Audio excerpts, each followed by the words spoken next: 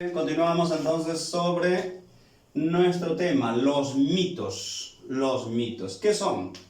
Habíamos leído ya anteriormente, nuevamente repito, habíamos dado lectura al mito del dios Incarrí, mito de los habitantes de la zona sur de Ayacucho. En este momento vamos a darles a conocer su concepto. Son historias ficticias. ¿Qué significa ficticio? Esta palabra significa que son historias imaginarias. Los hechos no son reales. No son reales. Y si no son reales, significa que son ficticios, productos de la imaginación humana, producto de la imaginación de una colectividad, de un grupo determinado de personas. ¿Quiénes son sus personajes? Sus personajes son seres sobrenaturales. Aquí podemos observar en el mito del dios Incarrí, en el mito del dios Nailán, en el mito de Adán y Eva, vamos a observar que los personajes que aparecen en este tipo de narración son dioses. Son personajes, personas que tienen mucho poder, poder sobrenatural, poder de repente para hacer cosas que el hombre no puede hacer. Cargar piedras enormes, de repente con látigo, como cuenta el mito de Dios Adán y Eva.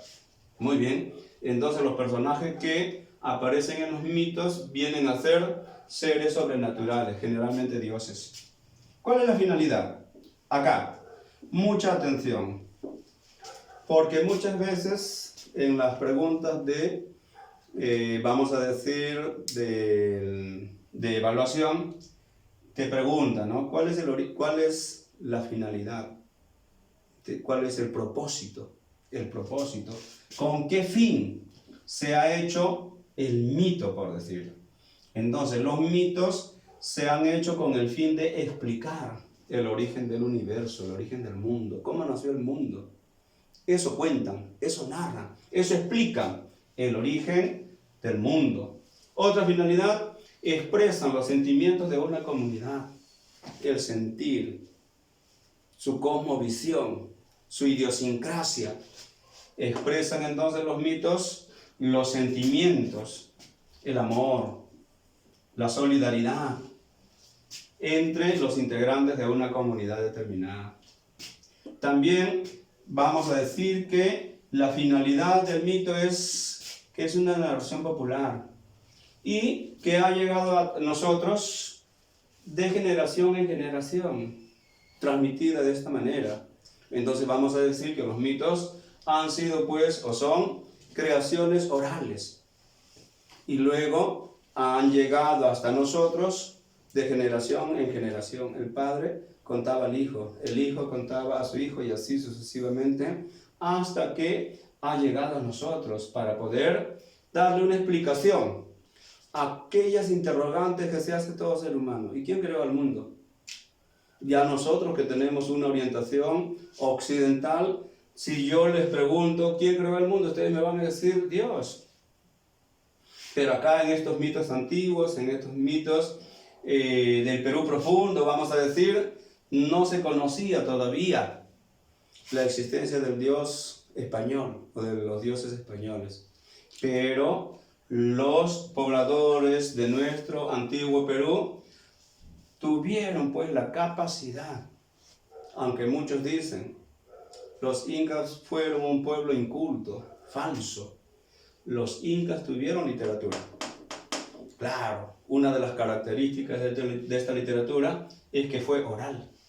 Los incas no tuvieron de repente un sistema de comunicación así como el que tenemos nosotros a través de signos lingüísticos, pero tuvieron la forma de comunicarse y transmitían pues, elaboraban pues de forma oral sus mitos. Muy bien, a continuación vamos a explicarles cómo y qué es lo que vamos a trabajar. En vuestra ficha que se les va a entregar tenemos un mito titulado El mito de Kuniraya Huiracocha. Entonces, lo que vamos a hacer nosotros como estudiantes de la institución Santa Rosa es leer y poder apreciar, hacer juicios de valor. Esa será pues una de las actividades, ¿no? Leer y responder preguntas, valorar y hacer juicios de valor. Y luego en la otra parte desarrollaremos nuestra creatividad. Tendremos que elaborar también, inventar, imaginar, hacer uso de nuestra capacidad intelectual para poder crear un mito. Entonces, tendremos que hacer una narración en la cual los personajes sean dioses. Sean dioses. Vamos a dar lectura solamente a un fragmento de este mito que nos ha tocado leer para que podamos comprender y entender. Muy bien. Dice lo siguiente. Kuniraya Huiracocha era el dios del campo. Era tan poderoso que cuando quería preparar el campo y reparar los andenes, lo único que hacía era decirlo, y todo quedaba listo. También era capaz de hacer acequias con tan solo arrojar una flor de cañaveral, llamada pupuna. Los demás dioses se sentían humillados y envidiosos debido al maravilloso poder que poseía Kuniraya. Cuentan que en tiempos muy antiguos, Kuniraya Huiracocha se convirtió en un pobre, muy pobre, y que andaba vestido con harapos. Como la gente no lo reconocía, lo despreciaba, como si fuera un mendigo, piojoso. En Huarochirí existió una mujer llamada Cahuillaca. Era una huaca. Era una mujer hermosa y casta, tan bella que todas las huacas y huilcas la pretendían, pero ninguno de ellos había logrado captar su atención. Cierto día, mientras Cahuillaca se encontraba tejiendo debajo de un árbol de lúcumo, Kuniraya pensó en una manera astuta de acercarse a la bella Cahuillaca, sin que ella se diera cuenta. Entonces se convirtió en un pájaro y voló hasta la copa del lúcumo. Introdujo su semen en una hermosa y madura lúcuma y la dejó caer del árbol, justo al costado donde Cahuillaca estaba tejiendo. Esta, o sea, Cahuillaca, al verla quedó tentada y se la comió. De esta manera la bella diosa quedó embarazada, sin haber tenido relaciones con ningún hombre. 9 meses después, como era de esperarse, Cahuillaca dio a luz. Durante más de un año crió sola a su hijo. Sin embargo, siempre se interrogaba sobre quién sería el padre. Llamó a todas las huacas y huilcas a una reunión para dar respuesta a sus preguntas. Cuando supieron de la reunión, todos los huacas se alegraron mucho. Asistieron muy finamente vestidos y arreglados, convencidos de ser uno de los que la bella Cahuillaca elegiría y amaría. Esta reunión se realizó en un pueblo llamado Anchicocha. Al llegar, se fueron sentando y la bella huaca les enseñaba a su hijo y les hacía que lo observen bien y si lo reconocían como hijo, pero nadie reconoció al niño. Uno de los que también asistió fue Kuniraya Huiracocha, el dios del campo, pero lo hizo vestido como mendigo.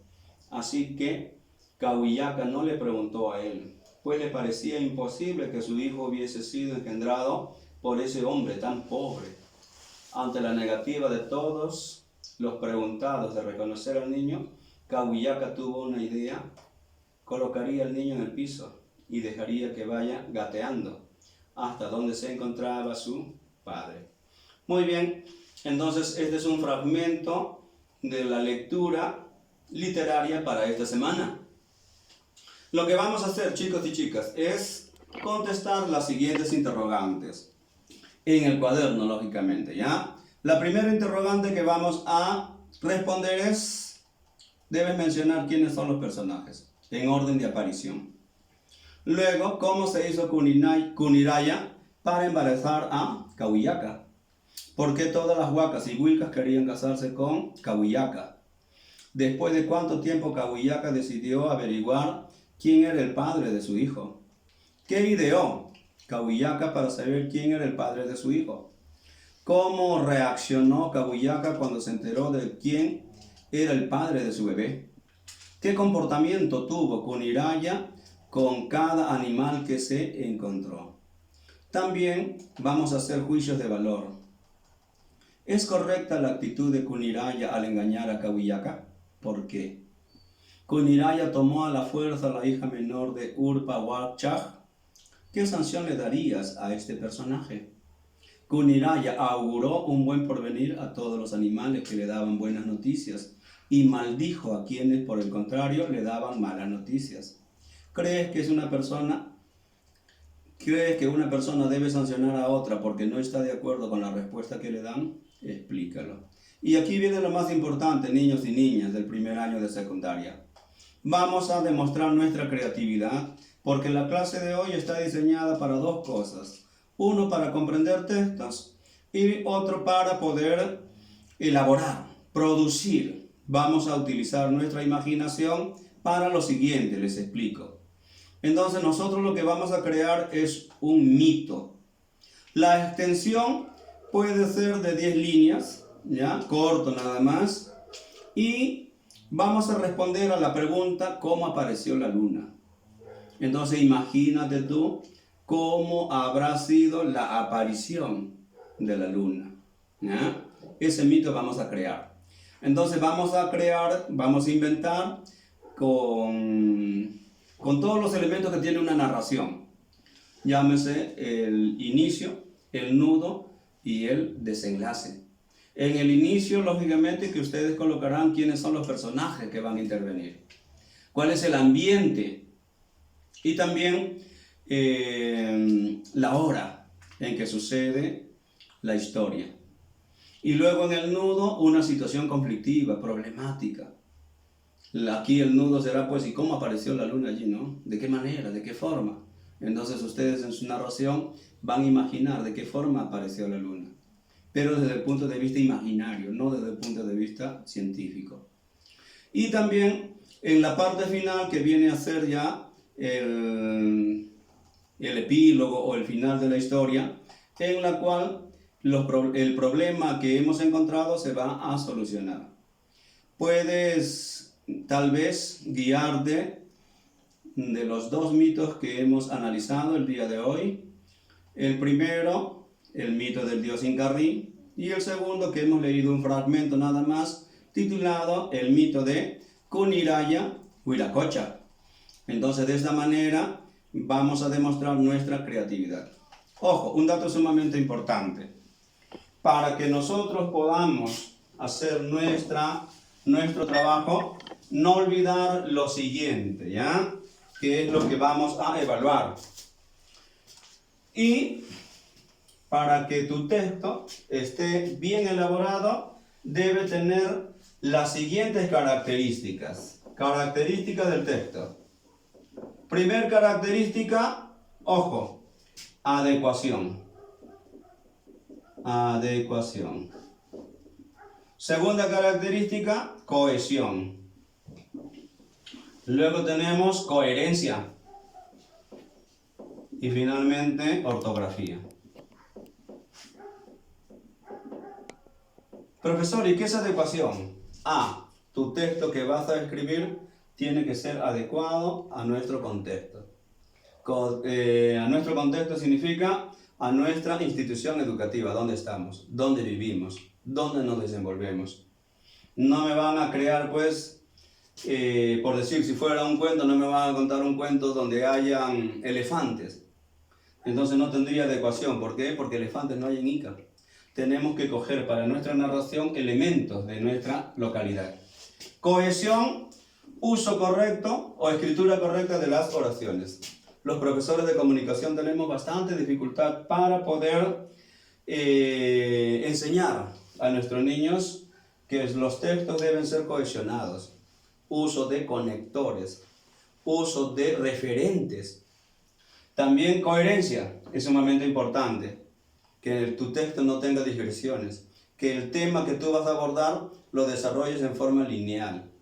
que no te salgas del tema, sino que ese tema lo desarrolles en forma, vamos a decir, sin salirte del tema, sin salirte del tema. Y la ortografía es sumamente importante, ¿por qué? Porque es un signo de cultura. Y la ortografía como norma o como disciplina normativa nos orienta para poder escribir bien usando palabras en mayúscula, minúscula, signos de puntuación, palabras con letras dudosas y los usos de los signos de puntuación, sumamente importante. Todo esto viene a constituir la característica que tiene un buen texto.